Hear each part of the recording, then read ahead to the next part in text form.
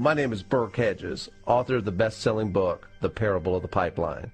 I open my book with a story about Pablo and Bruno, who take two very different paths in their quest for financial independence. What you're about to see is the delightful animated story of their adventure. So, sit back, relax, and enjoy the life-changing lessons in The Parable of the Pipeline.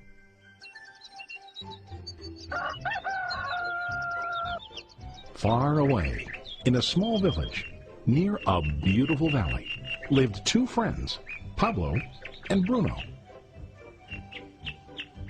They were both young and dreamed of a better life for themselves. They'd often discuss their dreams about how they would become the most successful men in the village. They weren't afraid of hard work, and they searched for opportunities to help realize their goals and achieve their dreams. One day, an opportunity presented itself.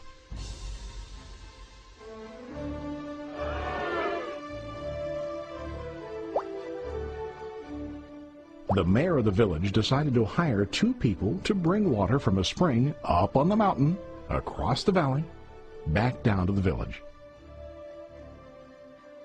They were to be paid based on the amount of water delivered to the village. Bruno and Pablo enthusiastically got to work. Every day, from morning till evening, they carried buckets to and from the spring. They worked hard, carrying water to the village. In the evening, they'd return home with their day's wages.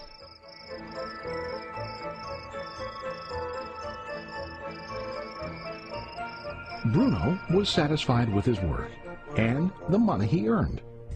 He was sure that with this work he could achieve his dreams. Bruno thought that to increase his wages he could use bigger buckets to bring more water each trip. He believed with a larger income he would soon be able to buy a cow and the house that he dreamed about.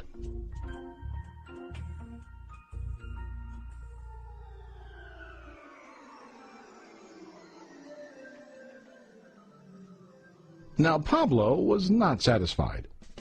At the end of the day, his back and hands ached, and he was exhausted. He was looking for an easier way to earn more. One day an idea occurred to Pablo. He imagined building a pipeline to deliver the water from the mountain spring to the village. With this pipeline, he could get more water to the village without carrying buckets back and forth from the spring to the village.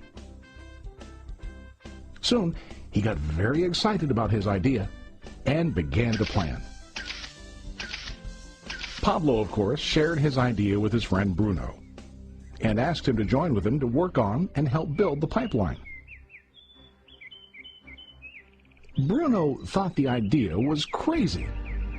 All Bruno could think about was what his money could buy today and how to get it quicker. He felt that building a pipeline would slow him down and delay him in achieving his goals.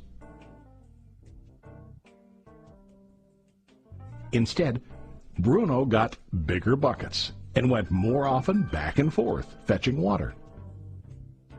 He was sure that with this method he could make more money.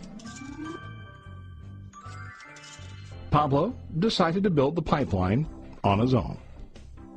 He understood that it would not be easy to build, and it would take time to complete the pipeline. Pablo knew that it could take several years to finish, but he set his mind on his goal.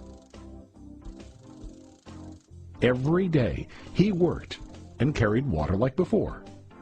But on weekends and during his spare time, he worked hard to dig in the rocky soil and build his pipeline.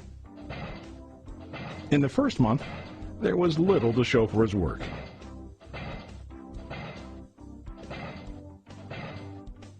Bruno and the villagers laughed and teased him.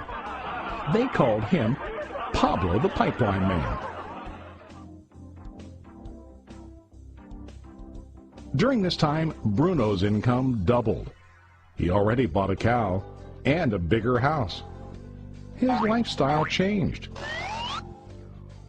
He now spent time after work in the bar, enjoying his hard-earned wages from delivering water.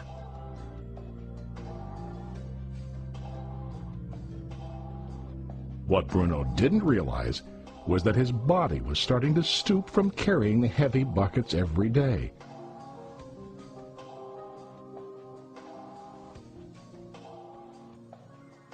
His face looked worn and his body tired.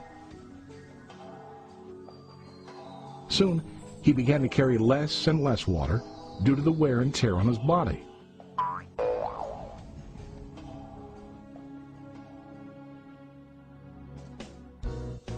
Month after month, Pablo worked.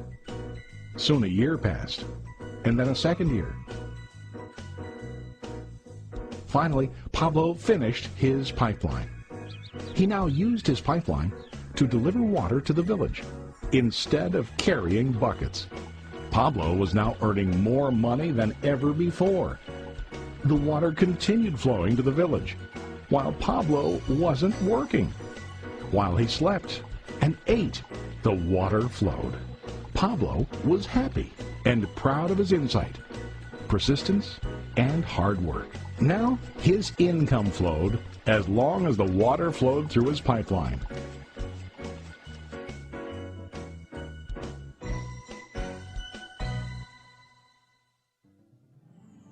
The story of Bruno and Pablo is a reflection of life.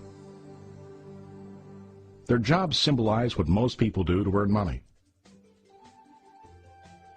Bruno gets his money using buckets. He goes back and forth, carrying his buckets from the spring to the village in exchange for money. To increase his income, he either has to go more frequently to the spring or to use larger buckets.